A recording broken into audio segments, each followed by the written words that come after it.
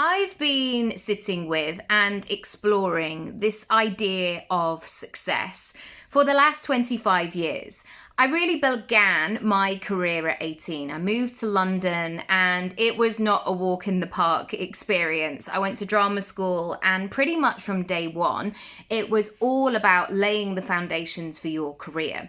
So it wasn't just like, oh, just go out and get drunk for the first couple of years and then cram in some exams. You really were being watched and observed and recommended or not from the first week. And I knew, therefore, that there was a trade-off. You know, I couldn't approach it in a, oh my goodness, I'm just having so much fun 18-year-old. I had to focus and I had to up my game and I had to do what was required. And then over the last, say, 15 years since I qualified as a coach, I've helped so many people around the world really examine or even consider for the first time what their version of success is. And I realize that there are so many people who have followed a path, and the path that they have followed has maybe not necessarily been the one that feels most aligned with. And it's been about ticking boxes and doing the right thing and doing the things that are impressive or acceptable to other people.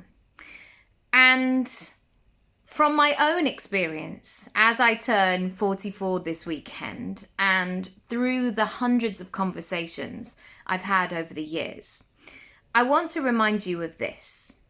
There is nobody coming to do the equivalent of giving you the badges of success. You know, like a brownie or a scout uniform, like, well done. You got the relationship badge. You got the career badge.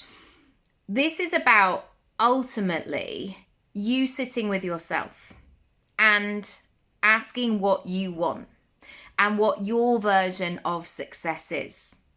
Because through those hundreds of conversations, I've met so many people who on the outside, they would say they are ticking all the boxes and they are successful. But on the inside, they don't know who they are. They are so unhappy that they're almost like going to the doctors and saying, how can I change something? Something needs to change. And so that thing that you're waiting for and wondering whether or not you should wait for permission, you don't. Nobody's coming. You get to decide it all, but you have to be willing to sit with the big question.